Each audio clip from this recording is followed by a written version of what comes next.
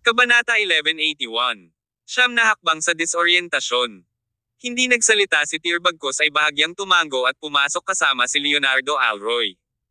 Nang makita niya ang malaking kulungang bakal sa tabi ng maliit na kakahuyan, hindi maiwasang magtaka ni Tyr. Tinanong niya, para saan ang bakal na kulungang ito? Para sa pagsasanay. Pagsasanay. Tanong ni Tyr. Sumagot si Leonardo, nagsasanay ang pamilya Alroy ng isang set ng martial arts moves na tinatawag na 9 steps to disorientation. Ito ang aming sinasanay. Agad na naalala ni Tyr ang mga galaw na ipinakita ni Leonardo pabalik sa Summer Cemetery. Dapat iyon ang sinasabi niya. Bago siya nalaman tungkol sa Transcendence, bawat manlalaban, kasama niya, ng Regal Palace ay nakamit ang kanilang kasalukuyang hindi matitinag na kakayahan sa pamamagitan ng hindi mabilang na mga labanan at laban. Hindi sila kailanman naniwala sa pagkakaroon ng mga ethereal na pamamaraan. Gayunpaman, nang magsimulang pumasok si Tyr sa mundo ng Transcendence, unti-unti niyang naunawaan na totoo nga ang mga ito. Ang paghahasa ng mga ethereal na pamamaraan na may suporta ng panloob na lakas ay magpapabilis ng husto sa pag-unlad at maaaring ituring na isang shortcut. Napangiti si Leonardo at tinapik sa balikat si Tyr nang makita ang binata na nakatitig sa bakal na kulungan. Tuturuan kita kung gusto mong matuto. Anumang ethereal techniques ay kailangang hasain kasabay ng panloob na lakas upang makamit ang pinakamahusay na resulta. Bilang isang disipulo ng Pulubi King, Tyr, itinuro ba niya sa iyo ang mga paraan ng pagmaster ng panloob na lakas? Nagulat si Tyr nang malaman na alam ni Leonardo na siya ay alagad ng Haring Pulubi. Gayunpaman, walang gaanong dapat ipagtaka. Bilang isang pangunahing miyembro ng Alroy Imperial Family, isang kamag-anak ni Tyr, at Beggar King bilang isa sa 4 na makalangit na hari ng Celestial Empire, ganap na makatwiran para sa Leonardo na malaman. Hindi nakakalimutang nakita siya sa Summer Cemetery. Lumipas ang mga taon nang walang pansin mula sa pamilya Alroy, ngunit dumating si Leonardo sa puntod ng kanyang ina. Hindi maiwasan ni Tyr na maramdaman na may kaugnayan ang lahat. Sinabi niya, itinuro sa akin ni Master ang lahat tungkol sa panloob na lakas, ngunit hindi ko ito magagamit. Bakit hindi? Pagkatapos ng maikling katahimikan, sumagot si Tyr, alam mo kung bakit. Natahimik si Leonardo. Alam niya, pagkatapos ng lahat, ito ay isang alaala na hindi na niya gustong balikan. Kahit na walang lakas sa loob, ang 9 steps to disorientation ay maaaring maging napakalakas. Mas masaya akong magturo kung handa kang matuto. Tingnan natin. Hindi pa matanggap ni Tyr si Leonardo bilang tiyuhin niya. Nagkaroon pa rin ng lamat sa pagitan niya at ng pamilya Alroy. Magiging matalino na huwag makipagkilala sa kanila hanggat hindi niya sila nakikilala ng higit pa. Pumasok sila sa hall ng building. Ang mga dekorasyon nito ay napetsahan at sa isang kilalang estilo ng 90s. Pagpasok, napansin ni Tyr ang isang florera ng mga rapeseed sa may pintuan. Isa lamang itong ordinaryong tangkay ng bulaklak na natatakpan ng isang glass vase na may thermostat. Hindi ito ang panahon ng pamumulaklak ng mga rapeseed. Gayunpaman, ang mga nasa glass vase ay mukhang kakaibang masigla. Hinayla si Tyr sa vase. Mukha itong ordinaryo ngunit ito ang pinakamagandang tanawin sa bulwagan. Mahilig ka sa rapeseeds. Ungol ni Tyr. Mahal na mahal sila ng nanay ko. Sumagot si Leonardo, nagustuhan ko sila dahil mahal sila ng iyong ina. Dito siya nakatira noon. Isang babaeng may mata sa mga detalye at kakisigan, inaayos niya ang lugar kahit bagets pa lang siya noon. Noong bata pa ako, walang masyadong skyscraper dito sa Imperial Capital City. Hindi kalayuan sa estate na ito ay isang piraso ng lupang sakahan. Kapag namumulaklak ang mga rapeseed sa tagsibol, ang iyong ina ay magdadala sa amin upang tamasahin ang kanilang mga kagandahan. Ang ilan sa mga ligaw na lumalago sa paligid at inilalagay ang mga ito bilang mga dekorasyon sa bahay. Ang mga pag-iisip ni Leonardo ay nabalik sa kanyang masasayang alaala sa pagkabata. Hindi maiwasang isipin ni Tyr ang kanyang kabataan. Noong bata pa ako, dinadala ako ni nanay sa mga paglalakad sa tagsibol, naghahanap ng mga rapeseed na mapupulot. Gayunpaman, pinagbawalan niya akong mamitis nito sa mga bukid. Sinabi niya na ang mga magsasaka ay labor of love, at dapat mag-ingat na huwag masira ito. Kung gusto ko, maaari lang akong mamitis ng mga ligaw na bulaklak sa tabi ng mga kalsada. Bueno, iyan nga ang iyong ina. Isang maliit na babae ngunit puno ng katwiran. Hindi nila napigil ang tumawa nang lumitaw ang parehong babae sa kanilang mga alaala. Naalala ni Tyr na nakasuot siya ng puting kamisete. Ang payat na babae ay ang kanyang ina. Para naman kay Leonardo, ito ay isang batang babae na nakasuot ng checkered na palda. Kapatid niya ito, ang taong hinding-hindi niya makakalimutan sa buhay niya. I am so glad you returned, dear. I thought I saw my sister in you. Bakit iniwan ng nanay ko ang pamilya Alroy? Wala akong alaala sa pamilya Alroy noong kabataan ko. I can only assume na hindi mo pa siya nakita pagkatapos niyang ikasal. May nangyari ba sa pagitan ng pamilya at sa kanya? Tila nagbago ang mood ni Leonardo nang masira ang paksa, at bakas ng kalungkutan ang lumitaw sa kanyang mga mata. Huminga siya ng malalim at inayos ang iniisip. Bakit ka pumunta sa Imperial Capital City, Tyr? Naglinis si Tyr at isiniwalat ang dahilan kung bakit siya pumunta sa Imperial Capital City. I'm here to meet Dalton Alroy. My master told me ta. Sinabi niya na Dalton Alroy ang may sagot sa Berserk Blood at kung paano ito mapasuko. Sa buong pagtawag ni Tyr sa pangalan ni Dalton, hindi masyadong nag-aalala si Leonardo. Tumango siya at sinabing, "You came for that, I would have guessed." Ang nagngangalit na dugo ay buhay, pagkatapos ng lahat. Ang dahilan kung bakit iniwan ng nanay mo ang pamilya Alroy ng tuluyan. Kabanata 1182. Ano ang nangyari noong gabi? Ha! Natigilan si Tyr. Huminga ng malalim si Leonardo Alroy at sinabing, minsan na pinahalagahan ng lolo mo ang iyong ina. Mahal na mahal niya ito, at dahil matalino ito at mabait, tinanggap siya ng mabuti sa pamilya Alroy. Gayunpaman, siya ay nabalisa noong siya ay 18 taong gulang. Ang nagngangalit na dugo ay lumitaw, at nawala ang lahat ng kanyang kakayahang mga tuwiran. Iyon ang araw na nagbago ang lahat para sa pamilya Alroy. Ramdam ni Tyr ang pagbabago ng emosyon ni Leonardo na parang nag-aatubili na alalahanin ang nangyari. Tanong ni Tyr, ano ang nangyari noong gabing iyon? Kahit na may nagngangalit na dugo sa kanyang katawan, hindi mo siya maaaring itaboy sa pamilya at putulin ang lahat ng pakikipag-ugnayan sa kanya sa lahat ng mga taon na iyon. May hindi mapag-aalinlangan ng tono ng hinanakit sa sagot ni Tyr. Bilang anak ni Lydia, kinampihan niya ito. Iyon ang dahilan kung bakit naisip niyang kumilos si Dalton Alroy at ang pamilya Alroy nang hindi makatwiran at kung bakit tumanggi siyang tawagan si Dalton bilang kanyang lolo.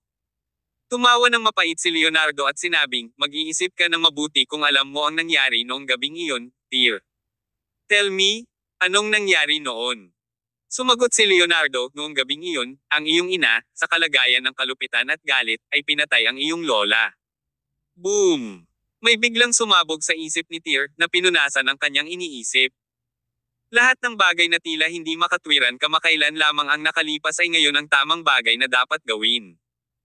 Pinatay ni Lydia Alroy ang kanyang ina sa ilalim ng impluwensya ng nagngangalit na dugo. Ito. Paano nangyari ito? Bakit niya papatayin ang kanyang ina? Gaano man kaitigas si Tyr, natagpuan niya ang katotohanan na isang matigas na tabletang lunukan. Ito ay hindi kapanipaniwala.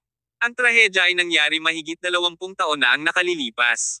Nandoon pa rin ang lungkot sa puso ni Leonardo, pero at least nakakapagpatahimik na siya sa pagkukwento ng pangyayari. Patuloy niya, Tyr, ang Berserk Blood ay hindi exclusive sa pamilya Alroy. Ito ay minana ng random. Nakikita ang mga nakaraang pattern, isang tao lamang ng isang henerasyon ang magmamana ng dugo. Namana ng nanay mo, Lydia, ang nagngangalit na dugo sa lolo mo.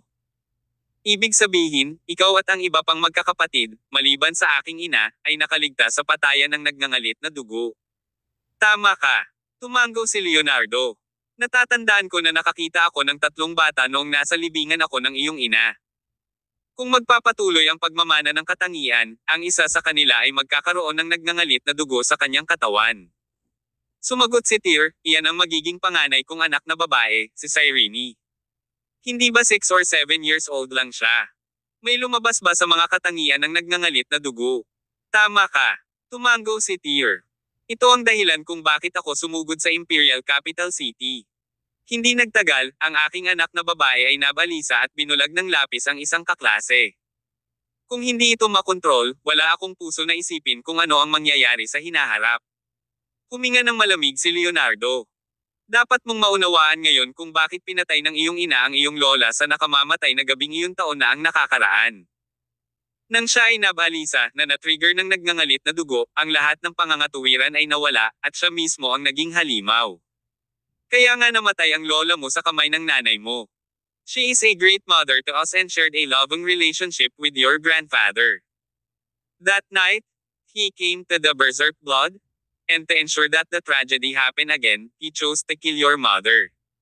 Gusto niyang patayin ang nanay ko. Napabuntong hininga si Tyr sa gulat. Kahit napatayin niya ang kanyang ina, hindi niya iyon intensyon. Mababaw ang isip niya. Yes, she would have been if she learned the truth. That is why everyone in the Alroy family decided na hindi na niya malalaman kung ano ang nangyari noong gabing iyon. Lalong tumindi ang lungkot sa mga mata ni Leonardo habang nagpatuloy, noong araw na iyon, bago pa man magkaroon ng pagkakataon ang lolo mo na makita ang iyong lola, inilayo niya ang iyong walang malay na ina sa Imperial Capital City at bumalik lamang pagkaraan ng 3 araw. Naalala ko pa na tinanong ko kung saan niya dinala ang kapatid ko. At ang tanging nakuha ko ay isang galit na tugon, na tinawag ang iyong ina na halimaw at pinatay niya ito gamit ang kanyang sariling 2 kamay. Wala sa pamilya Alroy ang nakakaalam kung saan siya dinala. Sa katunayan, walang naniniwala na pinatay siya ng lolo mo. Gayunpaman, pinagbawalan kaming pag-usapan ang tungkol sa kanya at sa trahedya at kung bakit hindi nakipag-ugnayan ang pamilya Alroy sa iyong ina. Iyon ay ang daming kailangang malaman ni Tyr tungkol sa nangyari sa kanyang ina ilang taon na ang nakararaan. Mas napalapit siya sa pamilya Alroy matapos malaman ang totoo. Walang dapat sisihin, dahil ang kanyang ina at si Dalton Alroy ay pawang biktima ng nagngangalit na dugo. Sa totoo lang, hindi na kayanin ni Lolo na patayin siya nang ganung dalhin siya. Sa halip, ibinigay niya ito bilang kaibigan, si King Summers, sabi ni Tyr. Tumango si Leonardo. Noon pa lang ay nalaman ko na ang balitang hindi namatay ang nanay mo noon. Kaya naman pumunta ako sa puntod niya para magbigay galang.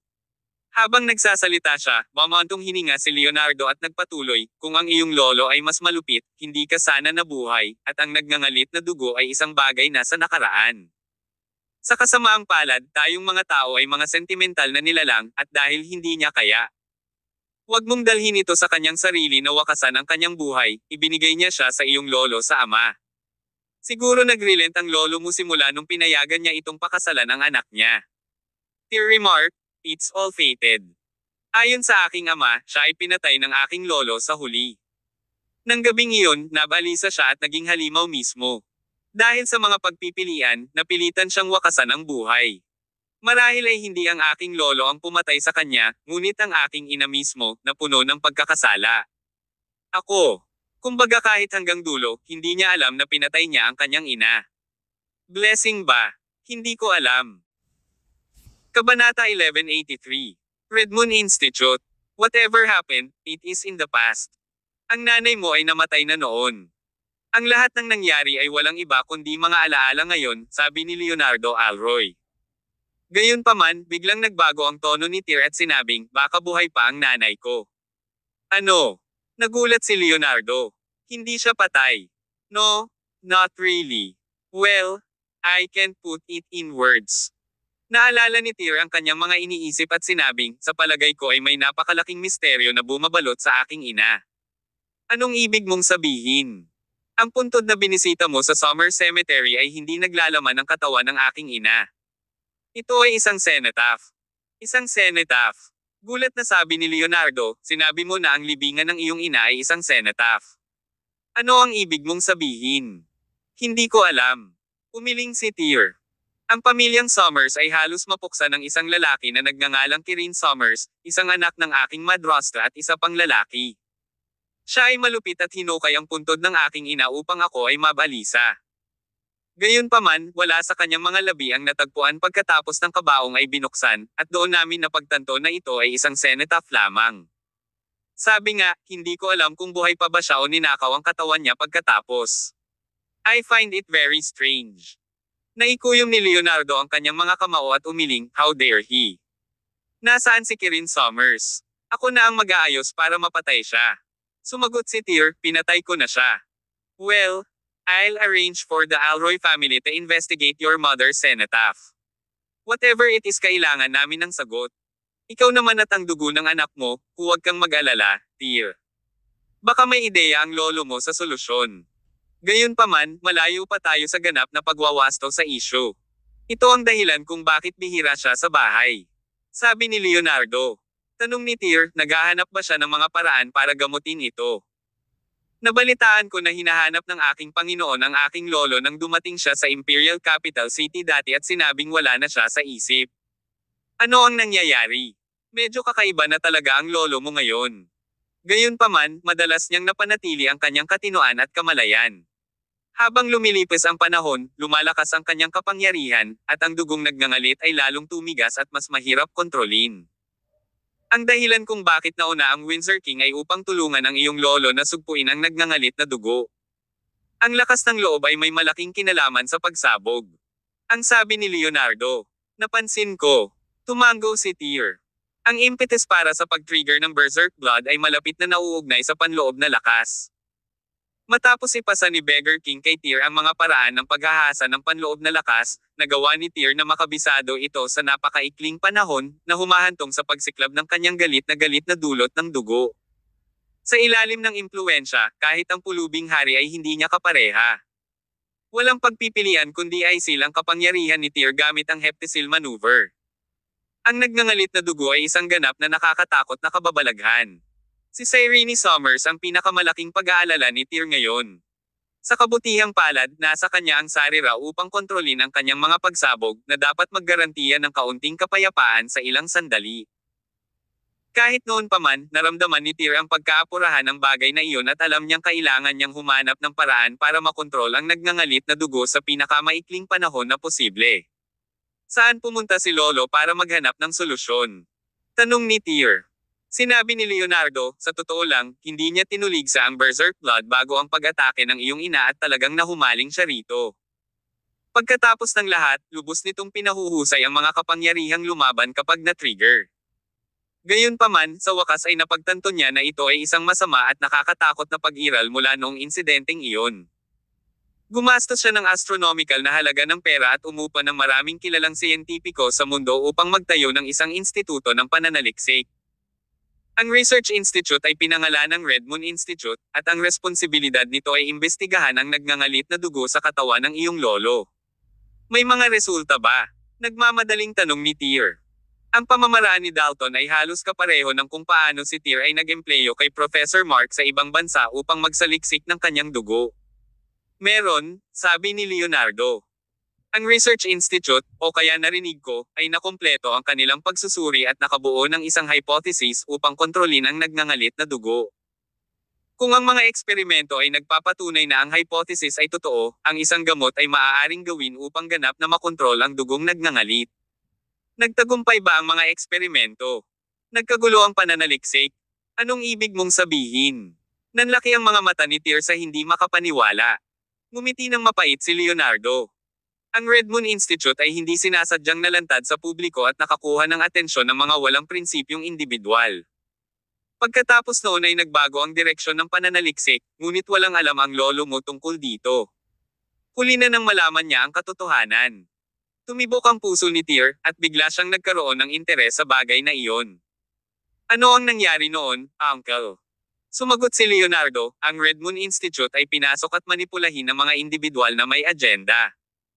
Hindi na nila pinag-aralan kung paano pigilan ang nagngangalit na dugo ngunit sa halip ay ginamit ito bilang isang tool upang bumuo ng mga gamot na maaaring gawing halimaw ang mga tao. Sa oras na napagtanto niya ito, ang Red Moon Institute ay nagmature na. Mga 8 taon na ang nakalilipas, isang grupo ng mga kakilakilabot na hayop ang lumitaw sa Imperial Capital City. Nawalan sila ng lahat ng pangangatwiran at napakalakas.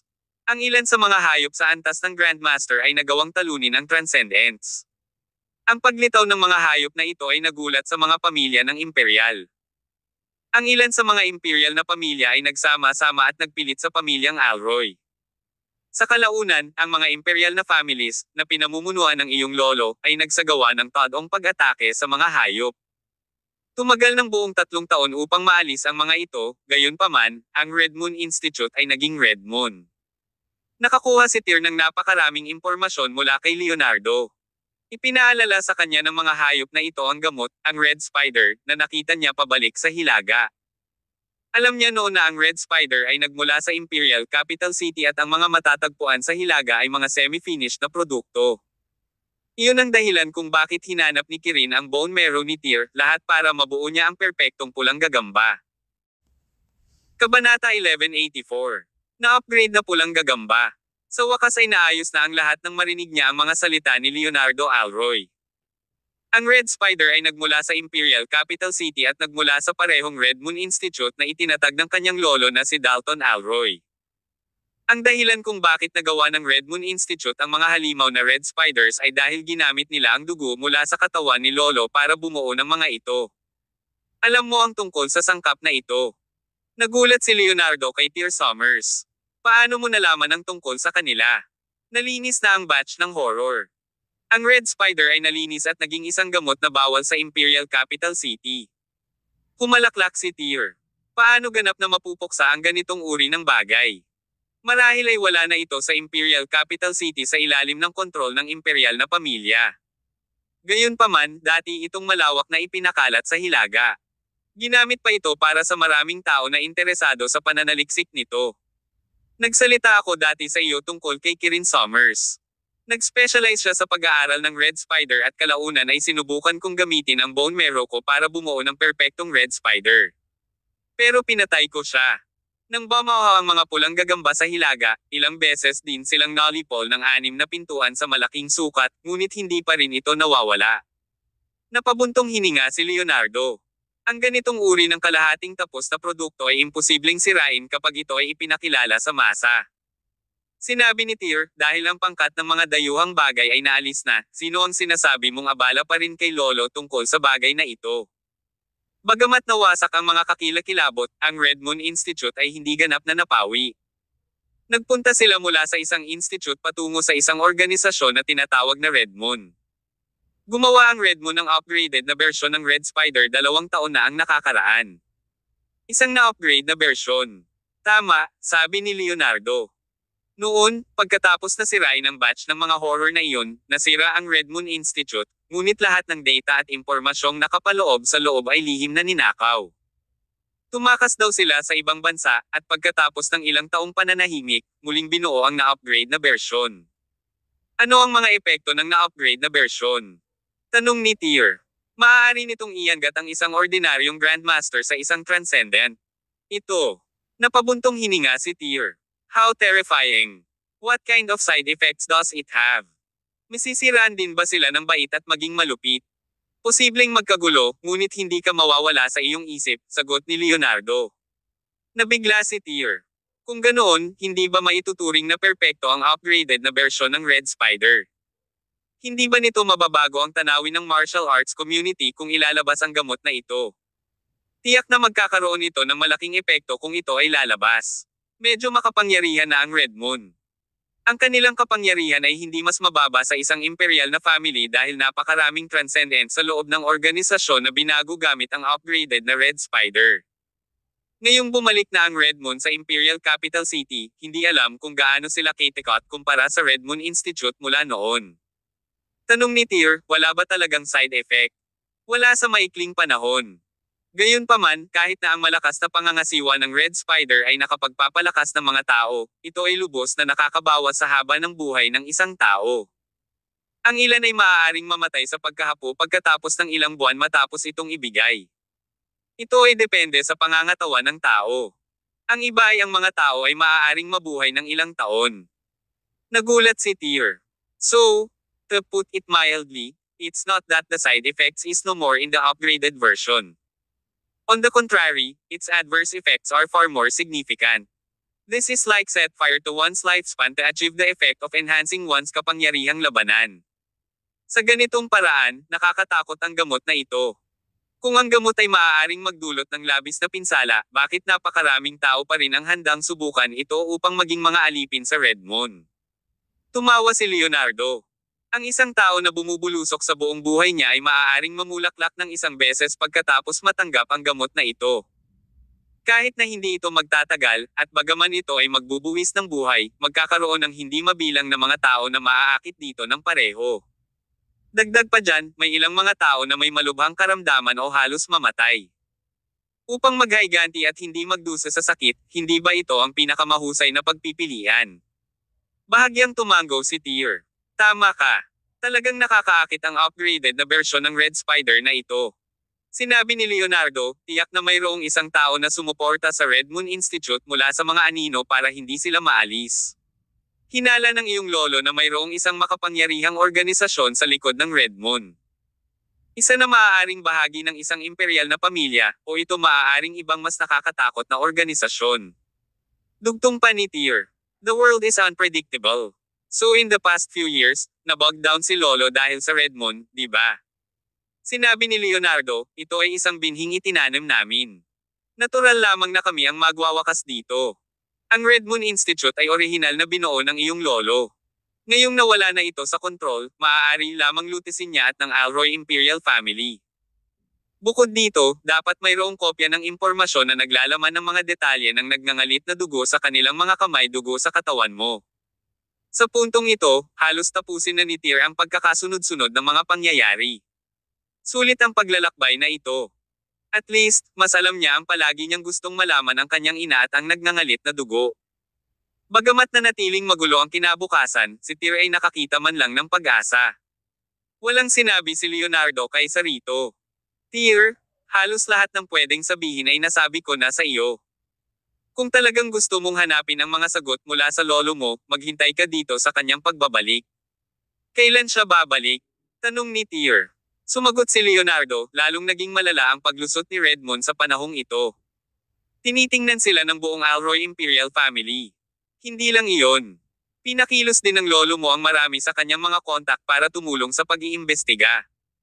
Hindi ko masabi kung kailan siya babalik. Maaaring sa loob ng ilang araw o buwan. Sa sinabi nito, itinuro ni Leonardo ang isang silid at sinabing, diyan nakatira ang iyong ina. Palagi akong nagpapadala ng isang tao doon upang maglinis ng maraming taon. Ang lahat ay nananatiling hindi nagbabago. If you don't mind, you can stay here. Nagkataon lang na marami pang kamag-anak ang pamilya Alroy.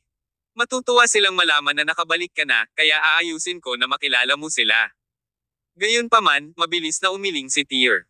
Hindi na kailangan. You can notify me kapag bumalik si Lolo. Hindi pa rin ako sanay na manirahan dito. Tutal. It is only a mere matter of having blood relations. Nilinaw naman ni Tyr ang nasa isip niya. Bagamat ito ang pamilya ng kanyang ina, si Tyr ay hindi kailanman nakatagpo sa lugar na ito bilang isang bata. Pagkakamag-anak, limitado iyon sa kanilang mga kadugo. Hindi ito nangangahulugan ng higit pa doon. Kabanata 1185. Music Box. Oh, tama ka. Si Leonardo Alroy ay isang makatwirang tao. Nakikita niya ang iniisip ni Tyr Summers. Dahil ayaw ni Tyr na manatili, hindi niya ito mapipilit. Kung ganoon, gawin mo ang gusto mo. Kapag bumalik ang lolo mo, aabisuhan ko siya tungkol sa pagbisita mo. Sigurado akong matutuwa siyang malaman na nakarating ka na sa Imperial Capital City.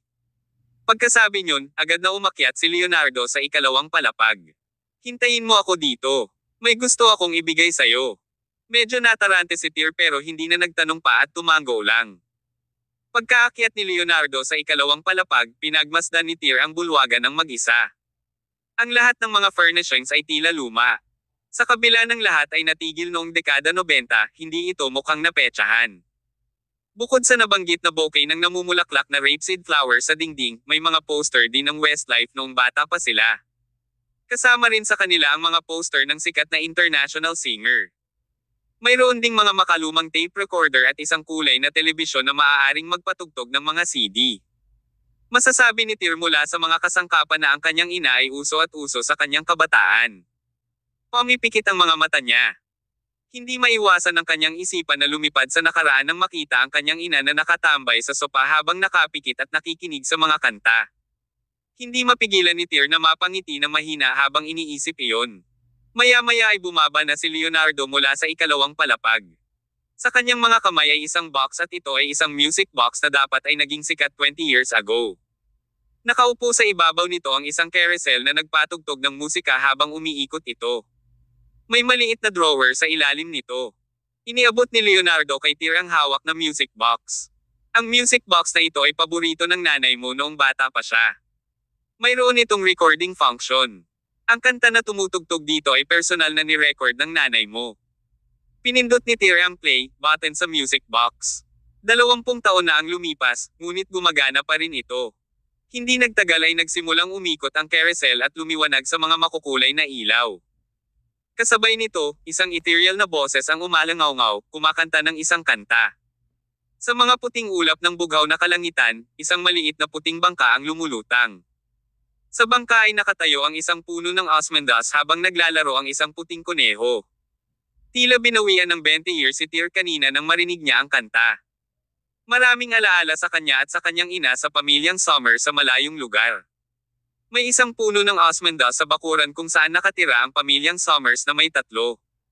Madalas kantahin sa kanya ng kanyang ina ang nursery rhyme noong bata pa siya. Ilang sandali pa ay napuno ng sandamakmak na iniisip si Tyr, at hindi niya naiwasang kumanta. Si Leonardo, na nakatayo sa gilid, ay hindi rin maiwasang mapaungol habang inaalala ang maraming alaala. Dalawang matatandang lalaki, isa sa kanila ay Palace Master ng Regal Palace at ang isa ay isang mahusay na achiever ng pamilya Alroy. Parehong big shot na pabago-bago ng panahon. Ngunit wala ni isa sa kanila ang maaaring makatulong kundi kumanta sa isang nursery rhyme sa music box. Kung ang eksena ay masasaksihan ng iba, tiyak na masisira nito ang kanilang pananaw sa mundo. Ang boses ni Lydia Alroy ay walang kapantay na ethereal, pinagsama sa mga celebrity. Hindi napigilan ng dalawa ang larawan ng isang batang babae na nakaplad na damit. Maya-maya, natapos ang kanta, at binuksan ni Tyr ang drawer sa ilalim ng music box. Sa loob nito ay isang dilaw na booklet. Ano ito? Inilabas ni Tyr ang booklet sa loob ng drawer, halata sa mukha niya ang pagkalito. Buksan mo, pagsusumamo ni Leonardo. Tumango si Tyr at binuksan ang booklet. Maraming maliliit na figure ang nakaguhit dito. Ang bawat isa ay Katanji tanging iginuhit at gumawa ng mga kakaibang hakbang. Sa tabi ng bawat isa sa kanila ay naitala ang iba't ibang insight at paliwanag.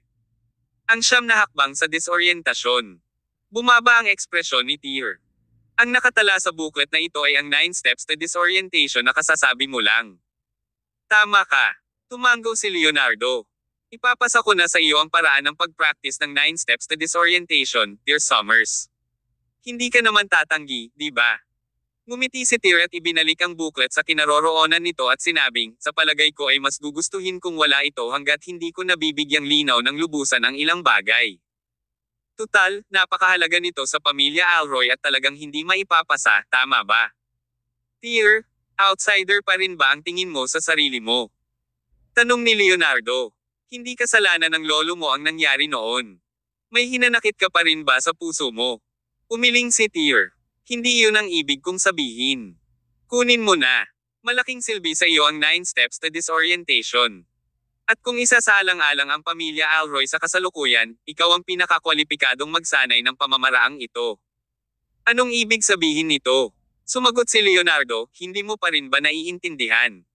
Ang booklet na nasa kamay mo ay isang manuskrito, ibig sabihin, naisip ng nanay mo ang 9 steps to disorientation prototype.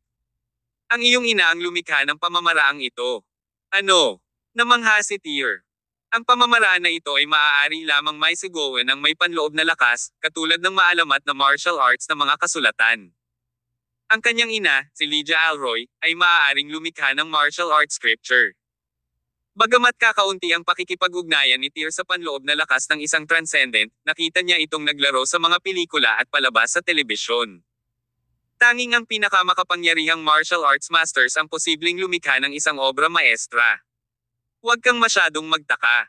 Pumalaklak si Leonardo. Ang iyong ina ay isang matalinong tao. Siya ay nagkaroon din ng mataas na kakayahan sa martial arts. Ang 9 steps to disorientation ay nilikha ng iyong ina batay sa mga magpies ng kalikasan at kalaunan ay pinahusay ng iyong lolo upang maging kakaibang pamamaraan ng pamilya Alroy ngayon. So, this technique is not technically belong to the Alroy family, Tyr. It was your mother's. Keep it. Ang ibinibigay ko sa iyo ay ang prototype ng unang paglikha ng teknik ng nanay mo. Hindi ito ang kumpletong bersyon. Dahil naniniwala ako na mauunawaan mo ang sarili mong hanay ng mga hakbang mula rito. Hindi na nagsalita pa si Tyr matapos sabihin iyon ni Leonardo sa kanya. Hindi naman siya tumanggi dahil sa nanay niya lang iyon. Naiintindihan ko. Itinabi ni Tyr ang technique booklet sa tabi ng music box. Salamat sa pag-iingat ng mga bagay na ito para sa aking ina pagkatapos ng lahat ng mga taon na ito. Kabanata 1186. Tumigil ka dyan. Ngumiti si Leonardo Alroy. Tama lang.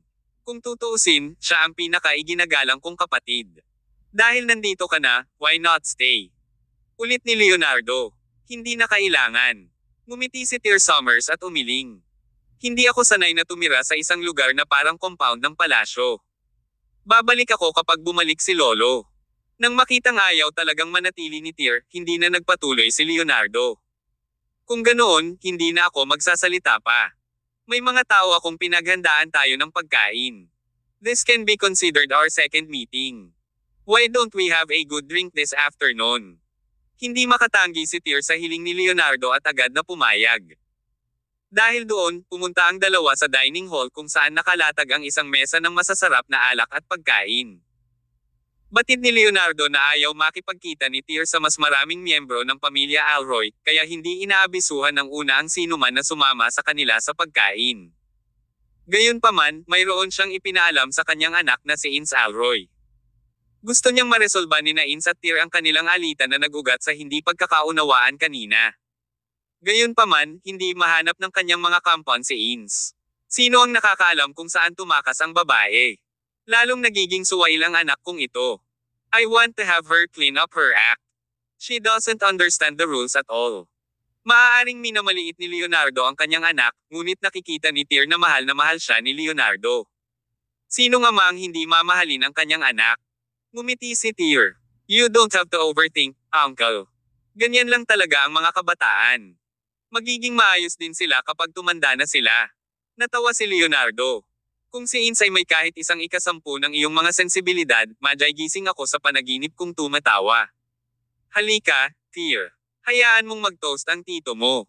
Cheers! Itinaas ng dalawa ang kanilang baso at uminom ng alak.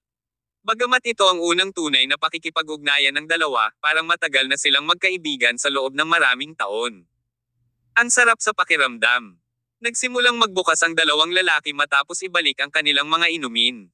Pagkatapos nito, hinimok ni Leonardo si Tear tungkol sa kanyang mga karanasan sa mga nakaraang taon. Walang itinago si Tear at madaling nagsalita tungkol sa kanyang mga pakikipagsapalaran sa buong taon.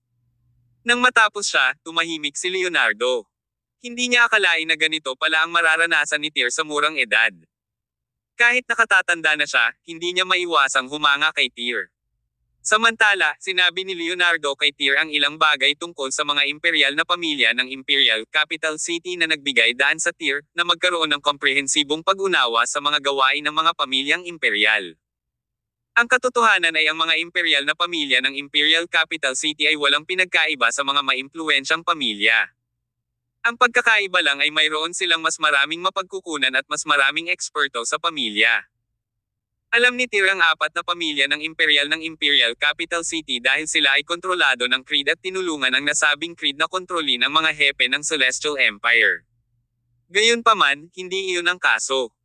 Ang mga imperial na pamilya ng Imperial Capital City at ang sinaunang Creed ay walang gaanong pakikipag-ugnayan sa isa't isa bukod sa ang huli ay kinakailangang magbigay ng mga papuri. Sa madaling salita, nagkamali si Tear sa kanyang pangunawa. Ang matayog na credo ng sinaunang martial arts ay tila walang malasakit sa mga kapangyarihan ng makamundo.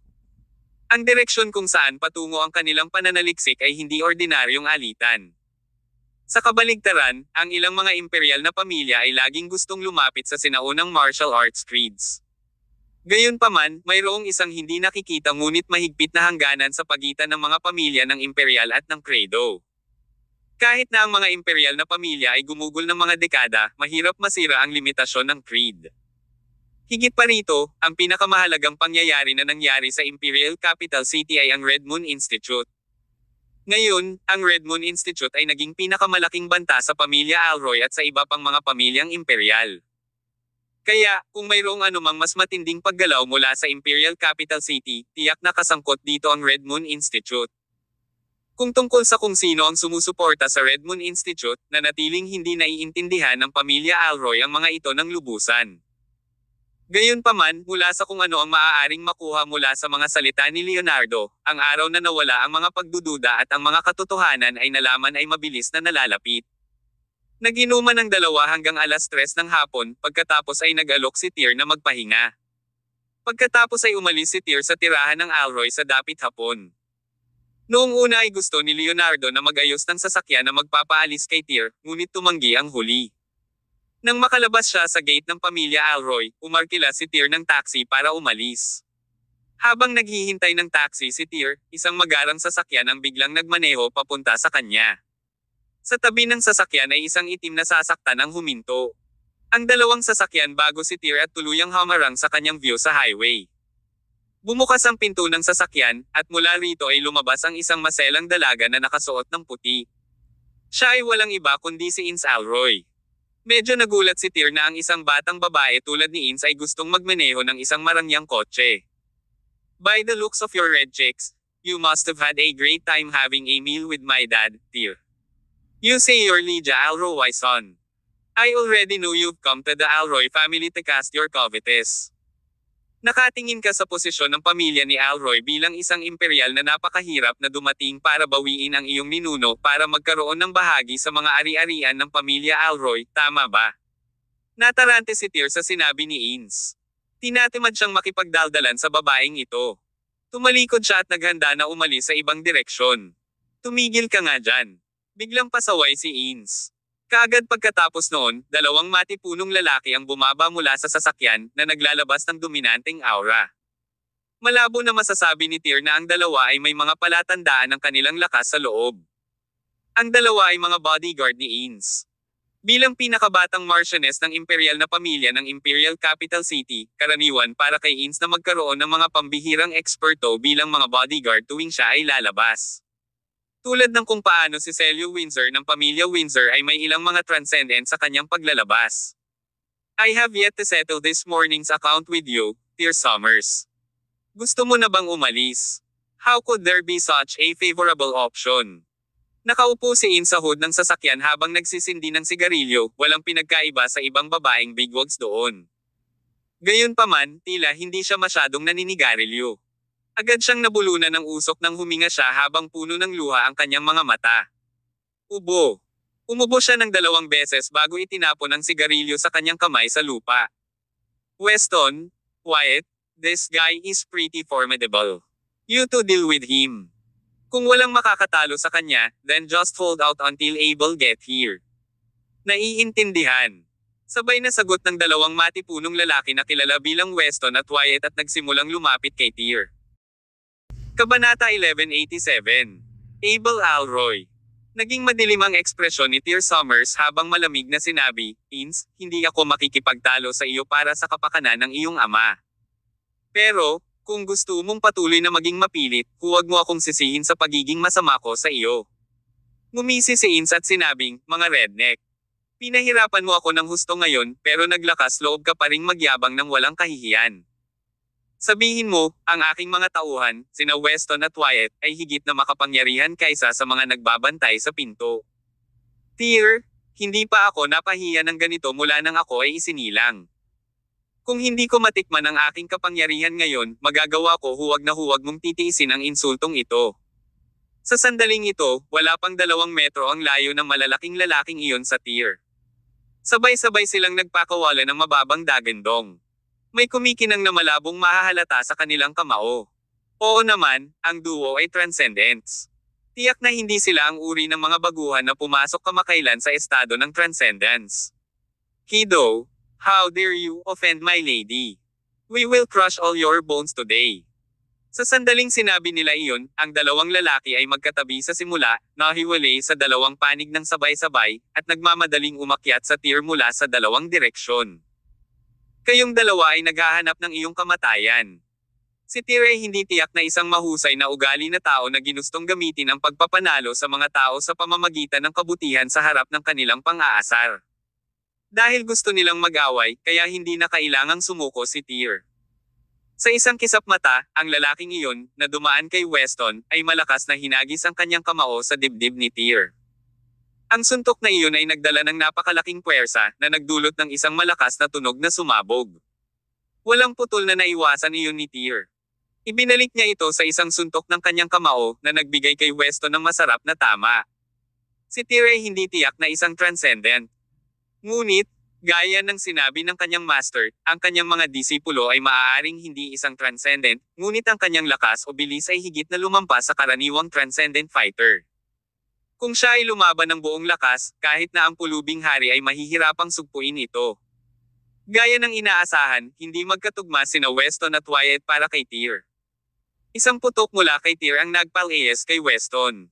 Sa oras na ito, lumipat si Wyatt sa tires at nagdirekta ng sidekick kay Tyr. Gayunpaman, nagmamadaling umatras si Tyr at sinampal ang solong ni Wyatt. Binawi ni Wyatt ang kanyang guya at nakaramdam ng matinding sakit sa kanyang guya na sinundan ng isang pakiramdam ng pamamanhid. Baka sa mukha ni Wyatt ang sakit. Napaatras siya ng ilang hakbang, nawalan ng balanse, at muntik nang mahulog sa lupa. Isa lamang itong tunggalian, ngunit tinalo ni Tyr ang magkasanib na pag-atake ni Weston at Wyatt. Maya-maya pa ay isa-isang natalo ni Tyr ang kanilang atake. Sa loob ng ilang minuto, ang dalawang manlalaban ay natangay ni Tyr. Bumagsak sila sa lupa at napabuga ng hangin. Bawat isa sa kanilang mga mukha ay mapatla, ang kanilang mga noo ay nababalot ng makapal na butil ng pawis. Nang sinubukan nilang tumayo upang lumaban muli, nalaman nilang hindi sila makapagbigay ng maraming lakas mula sa kanilang mga katawan. Paano ito posible? Nakasandal si Ince Alroy sa bonnet ng sasakyan. Siya ay puno ng kumpiyansa tungkol kina Weston at Wyatt sa simula, ngunit siya ay tulala ngayon. Ang dalawang iyon ang pinakamalakas niyang bodyguard. Lahat sila ay transcendents, paano naging posible na hindi sila ang kalaban ni Tyr?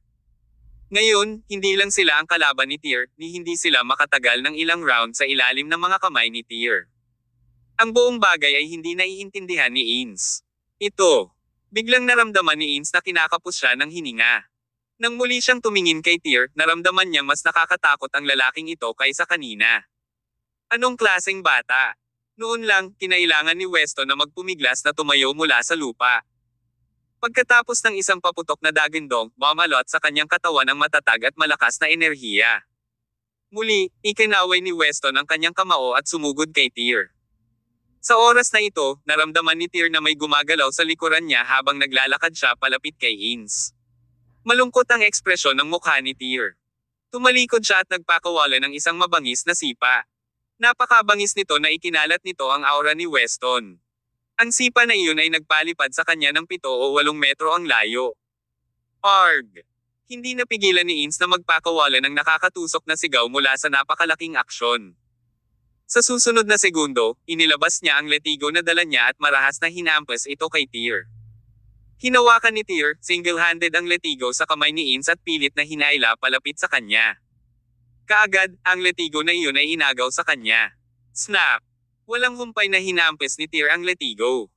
Hindi ito dumapo sa katawan ni Ince kundi sa lupa sa tabi niya. Ang napakalaking puwersang iyon ang naging dahilan ng pagbuga ng letigo ng isang marahas na tunog. Natakot ito kay Ince kaya nagsimulang manginig ang katawan niya. Ince, huwag mong gamitin ang iniisip mo para mag-speculate sa iba. This is the last time I am doing this. If you dare to come looking for trouble with me again, don't blame me for not give face to your father. Pagkatapos sabihin ang mga masasakit na salita na iyon, inihagis ni Tyr ang leather na letigo sa gilid at sinabing, ito ay isang magandang kotse. Itataboy ko ito bilang isang parusa para sa iyo. With that, binuksan ni Tyr ang pinto ng kotse at sumakay sa magarang sasakyan. Pinaandar niya ang sports car, nagpalabas ng malalakas na tunog, at nagmaneho sa malayo. Yan ang paborito kong sports car. Nanginginig na si Ince sa galit. Nagpatuloy siya sa pagtapak sa kanyang mga paa at walang magawang pinagmamasdan habang pinaalis ni Tyr ang kanyang sports car. Sa oras na ito, sina Weston at Wyatt, na halos hindi na makahinga, ay lumakad papunta kay Ince. Sorry, my lady. Nadisgrasya ka namin. Malungkot na ekspresyon ang suot ng dalawa. Hindi pa sila nakaranas ng gayong mapangwasak na dagok dati. Basura, basura kayong lahat. Sa sobrang galit ni Ince ay sinipa niya si Weston at Wyatt ng ilang beses. After that, nilabas niya ang cellphone niya at nag-dial ng phone number. Sis Ince, malapit na ako. Isang husky na boses ng isang binata ang nagmula sa kabilang dulo ng telepono. Abel, isa ka lang sa collateral line ng Alroy family ko. Don't call me sister. You are not qualified for that. Matigas na saway ni Ince, what are you doing? Are you dead? Why are you here so late? Nagmamadaling sumagot si Abel, nandito na ako. I will be there at most 1 minute. 1 minuto. Kung kumakain tayo ng mainit na pandesal, malamig na sa pagdating mo. Galit na hinampis ni Ins ang kanyang telepono sa lupa. Makalipas ang 1 minuto, isang convertible sa sasakyang sports car ang dumating sa pinangyarihan at huminto. Isang binata na nasa late 20s ang bumaba sa sasakyan. Pinananatili niya ang isang mahaba at tuwid na hairstyle na katulad ng hitsura ng mafia noong 1990s. Ang kanyang mga tampok ay tila medyo gwapo, at siya ay tila isang lalaki na may banayad na ugali. Ang lalaking ito ay si Abel, bagamat isa siyang collateral line ng pamilya Alroy. Nagkataon na siya rin ang seed player, na siyang pinagtutuunan ng pagsasanay ng Alroy Imperial family. Kaya naman, medyo marami ang nagawa ni Abel sa sining ng martial arts. Ang pamilya ay nagsimulang alagaan ang panloob na lakas ni Abel mula noong siya ay teenager. Ngayon, si Abel ay maaaring mukhang isang binata sa kanyang late 20s sa labas, ngunit siya ay pumasok sa estado ng transcendence sa loob ng 6 o 7 taon. Siya ay itinuturing na isang natatanging talento sa nakababatang henerasyon. Ngunit, kung mas makabuluhan ang isang pamilya, lalo nilang sinasanay at sinusunod ang pagkakasunod-sunod ng panlipunang ranggo. Gaano man kalakas at talento ang isang tao, hindi maaaring maging bilong ang isang tao sa tuktok para sa isang tao mula sa linya ng collateral. Nagkataong lalaki si Abel sa ganoong posisyon. Ang kanyang talento sa martial arts ay napakataas, ngunit siya ay miyembro lamang ng collateral line. Kaya naman, inutusan siya ni Ins. Kabanata 1188. Isang tawag sa telepono mula kay Sean Yarn. Sis Ins, nasaan na yung Tyr Summers na yon? Pagkababa ng sasakyan, hindi na nakita ni Abel Alroy si Tyr kahit saan. Akala niya ay hindi pa lumalabas si Tyr, kaya nagtanong siya, may lugar pa ba siya sa loob ng manor? Tuturuan ko siya ng magandang leksyon paglabas niya mamaya. Anong pinagsasabi mo? Umakyat si Ins Alroy at sinipa si Abel. She cursed, I already told you. Ni hindi ka makakain ng mainit na pandesal. Ito ay bato malamig sa oras na dumating ka. Wala na siya. Ano? Nagulat si Abel. Tanong niya, you called me not that long ago. How could you let him go? Bakit hindi siya pinigilan ni na Weston at Wyatt? Hindi namin siya mapigilan, young Master Alroy, sabi ni Weston. That Tyr is not an ordinary person. We could even last 10 rounds with him. We are no match for him. We were seriously battered by him just now. Inagaw pa niya ang sasakyan ni Lady Ins. Nagulat si Abel. Nakasulat sa buong mukha niya ang kawalan ng paniwala. Tanong niya, hindi ka makakatagal sa kanya ng 10 round, kahit magsanib puwersa kayong dalawa. Paano ito posible? Transcendent fighter din si Tyr. Isa pa, siya ba ang uri ng tao na pumasok na sa yugto ng transcendence sa loob ng maraming taon? Umiling si Weston at sumagot, hindi ako sigurado kung transcendent ba siya o hindi. Pero, hindi niya ginamit ang kanyang panloob na lakas nang siya ay hamampas. Kumabog ng husto ang puso ni Abel.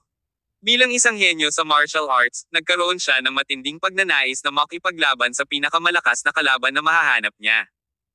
Gayunpaman, bilang isang transcendent fighter, wala siyang narinig na sino man na kayang talunin ang pinagsamang puwersa ng dalawang transcendence nang hindi gumagamit ng panloob na lakas. Si Tyr ba yan mga kasing edad ko lang? Kumunat ang noo ni Abel. Saan siya nagpunta? I'm going to find him now. With that, Abel was about to go to his own kotse. Though Tyr's behavior made him feel quite impressed, yet at this time, he was desperate to engage in a fight with Tyr. Ito ay likas na katangian ng isang makapangyarihang martial artist. Kapag ang hirap-hirap na hirap, tumigil ka nga dyan. Gayunpaman, tinawag ni Ins si Abel. She told him, not today. Dapat kanina ka pa dumating noong tinanong kita. Saan mo siya hahanapin? Tsaka tingnan mo ang oras ngayon. Paano mo makakalimutan ang pastahan namin ni Garth Cheever ngayong gabi? Sinampal ni Abel ang sarili sa ulo at sumagot, oo, muntik ko nang makalimutan ang laro sa Olympia Arena ngayong gabi. Sabi ni Ins, Abel, alam mo ang lahat tungkol sa taya namin ni Garth ngayong gabi. You better win it for me. Huwag kang mag-alala, sis Ins. Ngayong tumaas na ang aking lakas, gaano man kalakas ang manlalaban na natagpuan ni Garth para sa kanyang sarili, magagawa ko ng hindi gumagamit ng panloob na lakas. Upang ibagsak ang manlalaban na iyon para sa iyo. Yumuko si Ins at sumagot, gabi na. Dumiretso na tayo sa arena. You have to win this round of the game for me. I must teach Garth a hard lesson. If you dare to lose ang laro, huwag mo akong sisihin sa pagiging masama ko sa iyo. Don't worry. Hindi ako matatalo sa laro for sure. Sumakay ang dalawa sa sasakyan na pinasukan ni Abel at tumungo sa Olympia Arena na pinag-uusapan nila. Samantala, dinala ni Tyr ang sasakyan ni Ins pabalik sa hotel, na inayos para sa kanya ng Autumn Field Media. Sa daan, ang sasakyan ay nakakuha ng maraming atensyon mula sa mga dumadaan.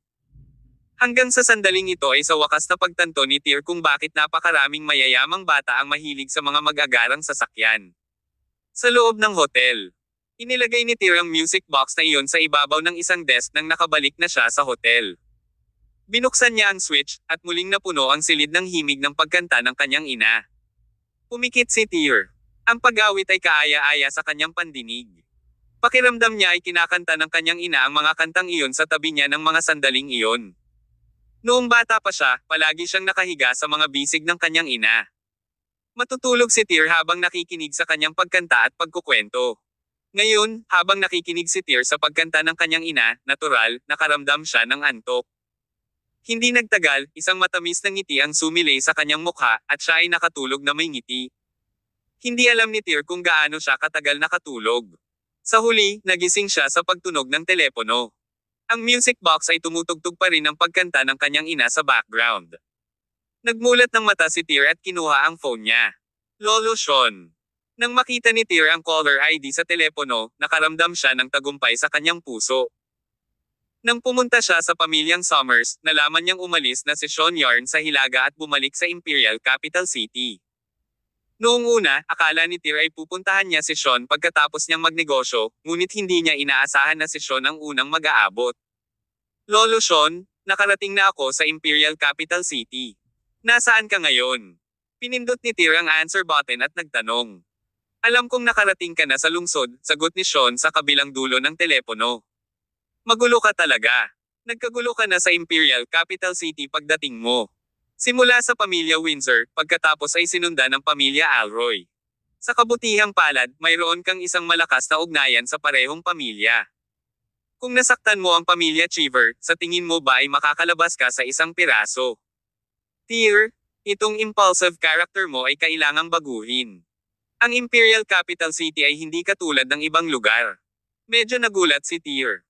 Sabi niya, Lolo Sean, nakakagulat na malaman mo ang lahat ng tungkol sa mga bagay na ito. Tumawa si Sean at sinabing, syempre, alam ko ang lahat ng pinaggagawa mong ito tungkol sa iyo. Mayroon akong sistema ng katalinuhan na pagmamayari ko sa lungsod. Lolo Sean, nasaan ka ngayon? Hahanapin kita. Sagot ni Sean, hindi na kailangan iyan. I'm right downstairs at your hotel. Hindi pa ako kumakain. You can get me something to eat. It just so happens that I need your help with something tonight. Muli, namangha si Tyr.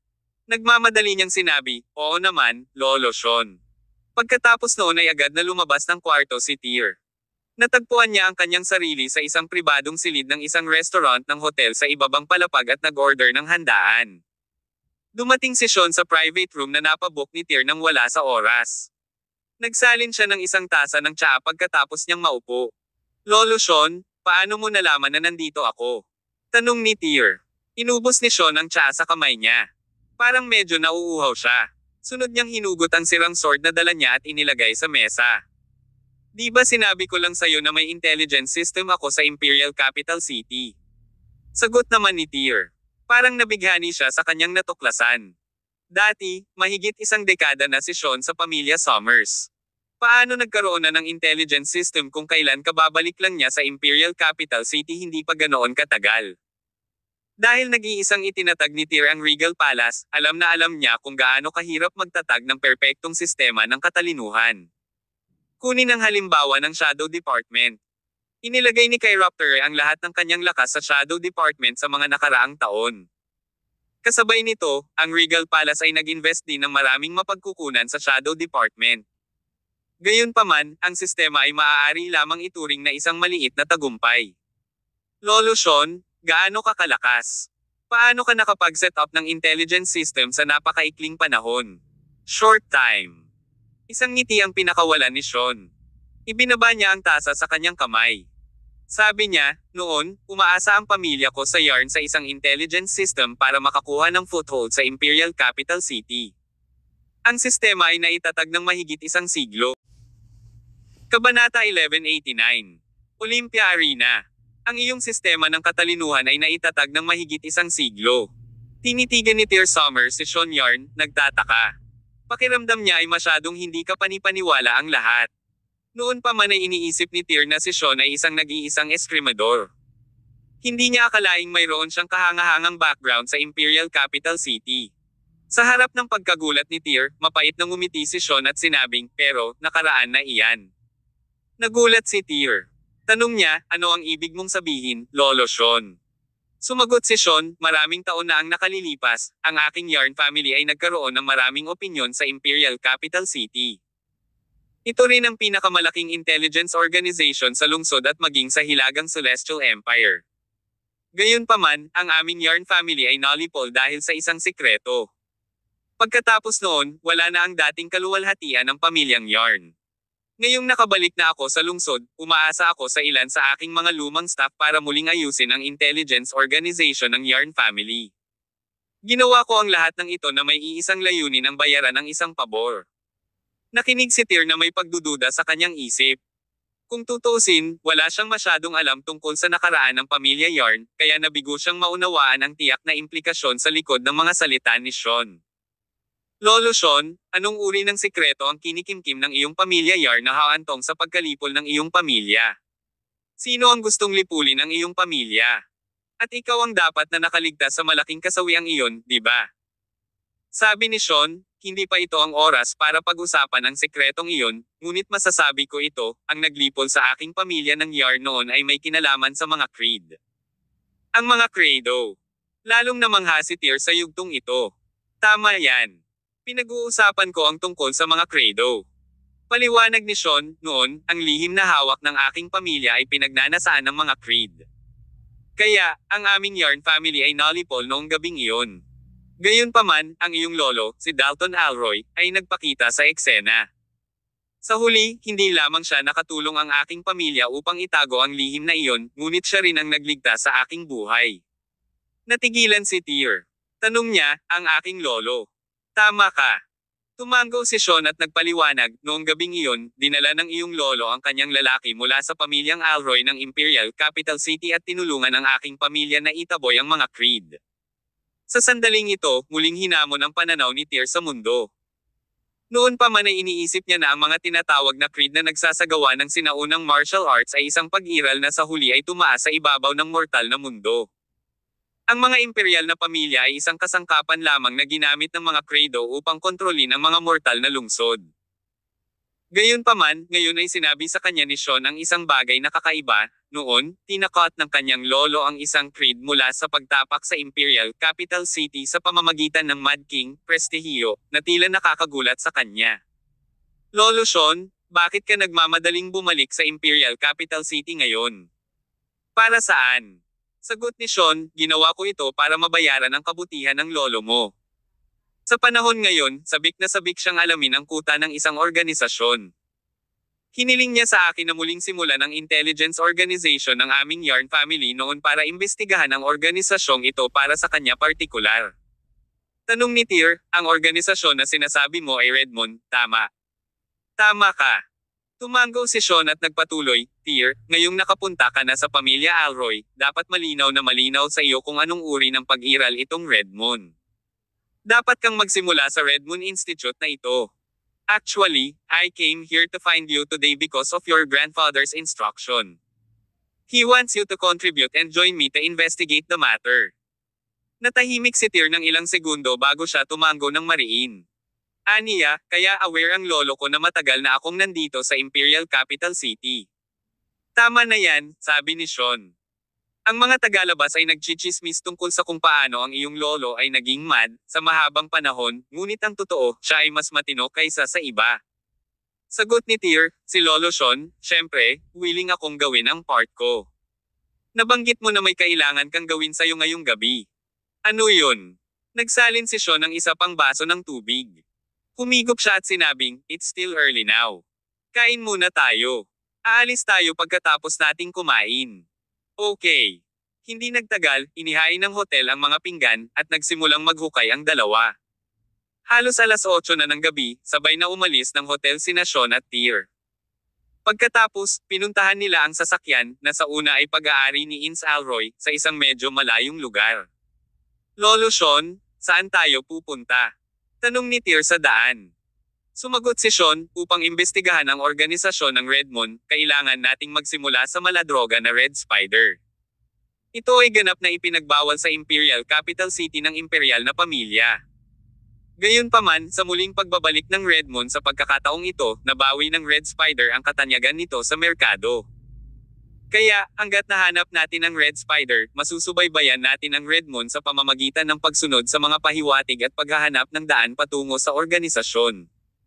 Tumango si Tyr at sinabing, "So, lilito si Red Spider sa lugar na pupuntahan natin." "Tama ka." Tumango si Sean. Aniya, ang lugar na iyon na tinatawag na Olympia Arena ay isang sikat na underground boxing ring sa Imperial Capital City. Kadalasan, maraming playboy ang gustong tumambay doon. Sikat ang lugar na iyon sa Circle of Rich Kids sa Imperial Capital City. Ayon sa aking source, magpapakita si Red Spider sa Olympia Arena ngayong gabi. Kaya, kailangan nating pumunta doon at tingnan. Kapag nahanap na natin ang gamot, kailangan nating kontrolin kaagad ang taong nagmamay-ari nito. Mixed bag ang arena na iyon.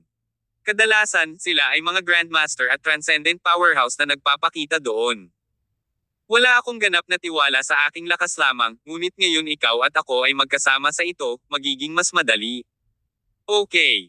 Tumango si Tyr, at hindi na siya nagpatuloy sa pagtatanong.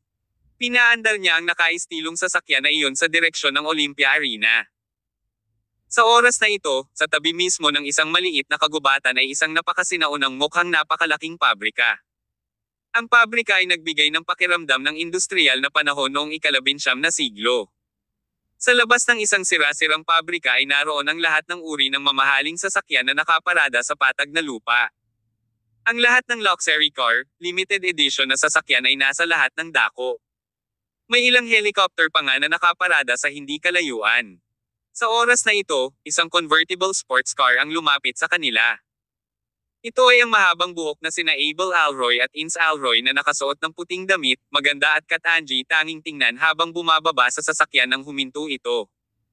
Ilang kabataang babae at lalaki na nakabrand na damit na nakaistilo ang nakatayo sa tabi ng isang kotse sa kabilang kalye. Nang makita nila si Ins na bumaba sa convertible sports car, marami sa kanila ang nakanganga. "Sis Ins, what's wrong with you? Asan ang bigatin mong sasakyan?" Isang grupo ng mayayamang bata ang lumapit kay Ins, gulat na gulat. Ipinadala ito para sa pag-aayos. Siyempre hindi naman masasabi ni Ins na inagaw sa kanya ni Tyr ang kotse kaya random na gumawa ng excuse. Kabanata 1190. Garth Cheever. Hindi naman dapat. Kakabili mo lang ng sasakyan na yan last month, tapos nasira agad. Sabi ng isa sa mga binata na naka-red shirt. Ang pangalan ng binata ay Oswin Vita. Siya ay isang batang master ng direktang pinagmulan mula sa isang napakalaking nakalistang grupo sa Imperial Capital City. Ang korporasyon ng kanyang pamilya ay maaaring hindi kasing husay ng 4 na pamilya ng Imperial sa Imperial Capital City. Gayunpaman, ang kanilang mga ari-arian ay nagkakahalaga din ng hindi bababa sa $100 milyong.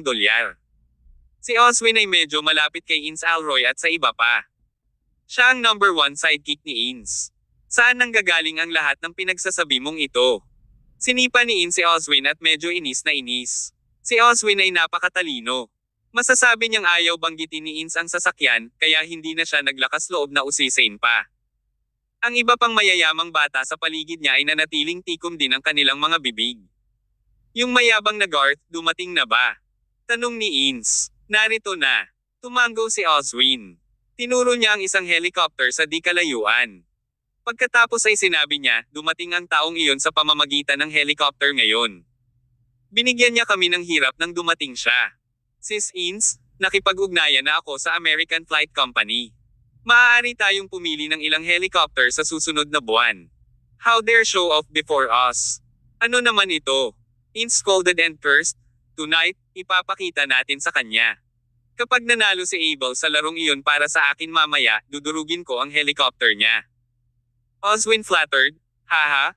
With bro Abel personally going down the field, syempre, effortless para manalo kami sa laro. Let's go. We should go in and meet that person.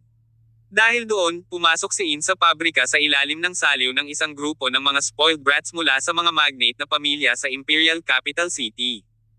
May malaking bato sa tabi ng tarangkahan ng pabrika na iyon. May dalawang salita na nakasulat dito na may sariwang dugo Olympia Arena.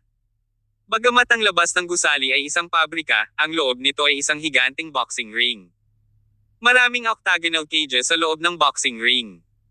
Sa karamihan ng mga kulungang iyon ay may mga boksingero na nagbubugbog sa isa't isa. Iba't ibang mandirigma ang sumangkop sa bawat octagonal cage. Ang aktibidad na ginanap dito ay hindi lamang tradisyonal na boxing kundi mga tunggalian. Walang limitasyon sa mga pagpipilian sa armas at paraan ng pakikipaglaban. Hanggat ang kalaban ng isa ay natamba o napatay, ang isa ay itinuturing na panalo. Kasabay nito, sa ilan sa mga espesyal na octagon cage, makikita pa ang ilang manlalaban na nakikipagdulungan sa mga hayop. Maraming tao ang nakatayo sa paligid ng bawat octagon. Karamihan sa kanila ay maganda ang pananamit at napakarilag. Sa isang sulyap lang, masasabi na sila ay mayayaman at makapangyarihang tao. Samantala, ang ilan ay nagtakip pa ng mga maskara at sombrero sa kanilang mga mukha upang itago ang kanilang pagkakakilanlan. Ang mga taong nagsusuot ng ganito ay alinman sa mga kilalang tao o bigwig na madalas na lumabas sa telebisyon o sa mga magazine. Sa madaling salita, ang mga boxing ring ng Olympia Arena ay espesyal na idinisenyo para sa mga mayayamang tao na pumatay anumang oras. Ang pangkalahatang publiko ay sadyang hindi kwalipikadong mapunta rito. Nakagawian na ng mga taong tulad ni Ins na pumunta sa ganitong uri ng lugar bilang nangungunang spoiled brat sa Imperial Capital City. Sa makatuwid, ang lahat ng bagay dito ay hindi na interesado sa mga taong tulad niya. Sa sandaling ito, sa tabi mismo ng isa pang bakanteng octagonal na kulungan, nakaupo sa isang sofa ang isang binata sa edad na 20 habang humihigop ng red wine. May dalawang magagandang babae sa tabi niya na nagpapamasahe sa kanya. Samantala, nakatayo sa likod ng binata ang isang matipunong lalaki na nakasuot ng itim na striped suit na mukhang mabangis. Hawak-hawak niya ang isang pirasong hilaw na baka sa kanyang kamay habang ngumunguya ito. Puno ng dugo ang bibig niya habang ngumunguya ng hilaw na karne. Ang lalaking iyon ay parang ligaw na tao. Nakapaligid sa kanya ang isang malaking grupo ng magagandang lalaki at babae. Lahat sila ay top class na spoiled brat sa Imperial Capital City. Nang makitang naglalakad si Ins at ang grupo niya, sabay lapag ng wine glass sa kamay niya at tumayo mula sa kinauupuan niya. Bati niya, "Sis Ins, you're finally here. I've been waiting for you for a long time." Nakangiti ang binata habang naglalakad palapit kay Ins, habang ang titig nito ay nakatutok sa katawan nito na masusi. Nakaramdam ng pagkasuklam si Ins. Malamig niyang pananakot, "Garth, kung patuloy kang nakatitig sa akin, mag-ingat ka. Baka dukutin ko lang yung mga mata mo." Nagkataon lang na ang binatang ito ay si Garth Cheever, ang ikatlong henerasyon ng direktang inapo ng pamilyang Cheever, isa sa 4 na pamilya ng Imperial sa Imperial Capital City. Nagkataon na siya rin ang pinakabatang apo ni Caesar King, isa sa 4 na emperador, si Andraste Cheever. Tawa ng tawa si Garth at sinabing, "Sis Ins, we are a perfect match. I will go to your house to propose a marriage tomorrow. Kapag pinakasalan mo ako, I can look as much as I like, in which way prefer. Moreover, ay gusto din kitang makitang nakahubad." Tanging isang imperial spoiled brat na tulad ni Garth ang nangahas na magsalita sa ganoong tono kasama ang batang Marchioness ng pamilya Alroy sa Imperial Capital City. Sa harap ng kalokohan ni Garth, gaya ng inaasahan, nagalit si Ins. Walang pag-aalinlangan niyang hinugot ang leather whip at inihagis kay Garth. Gayunpaman, si Garth ay isa ring martial art practitioner. Hinawakan niya ang letigo ni Ins at tinukso, "Sis Ins, I like it so much when you are having fun with the whip. Kakabili ko lang ng helicopter kahapon. Lipad ba tayo sa langit at magsaya?" "Sino ka?" Binawi ni Ins ang kanyang leather whip pabalik. She scolded viciously, "Garth, do you still have the mayabang? Moreover, gusto rin kitang makitang nakahubad. Na may lakas ng loob na lumaban sa ring ngayon." "Of course, I will fight." With a unwavering smile on his face, Garth said, "Ako? Garth Cheever, might stand anyone up, but I will never stand Ins up. But before that, we must agree on the bet first. Kung manalo ako, kailangan mong samahan ako ngayong gabi at payagan akong gawin ang lahat ng gusto ko. Bagamat naiinis si Ins sa sinabi ni Garth, tumango pa rin siya at nagbabala, Garth. Kapag natalo ka, dukutin ko ang mga mata mo. Nakaayos na. Nakangiti pa rin si Garth. Aniya, pero sis Ins, there is no way that I will lose. With that, kumaway si Garth sa lalaking ngumunguya ng hilaw na baka sa likod niya. Nilunok ng lalaking iyon ang buong piraso ng karne ng baka. Maya-maya, naglakad siya patungo sa octagonal cage. Ang kanyang katawan ay nagmula sa isang mabangis na vibe ng bloodlust at karahasan. Ani Garth, sis Ins, narito ang rules ng octagon cage. Mayroon lamang panalo o talo, anuman ang buhay o kamatayan. Kung nag-aalala ka na ang iyong manlalaban ay mapatay, maaari mong piliin na aminin ang pagkatalo. Kaya kung pigilan ang aking manlalaban, basta't aminin mo ang iyong pagkatalo. Ha! Hinding-hindi magpapatalo si Abel. Hindi naman. Tumawa si Garth. Sabi niya, itong fighter na nakita ko ay Lecter ang pangalan. Dati siyang mersenaryo sa isang bansang may digmaan. Puno ng dugo ang kanyang mga kamay. Papasukin kita sa isang sikreto. Dahil walang pagkain sa panahon ng digmaan, ang taong ito ay kumain ng laman ng tao ng higit sa isang buwan upang mabuhay. So may nickname siya, Hannibal Lecter. Pagkasabi nun, medyo naging maniacal si Garth. Sinabi niya, narinig na ba ninyo ang sinumang nakakarating sa transcendence sa pamamagitan ng pagkain ng laman ng tao? Si Ins, Oswayne, at iba pang katabi niya ay natulala. Maging si Abel ay natigilan.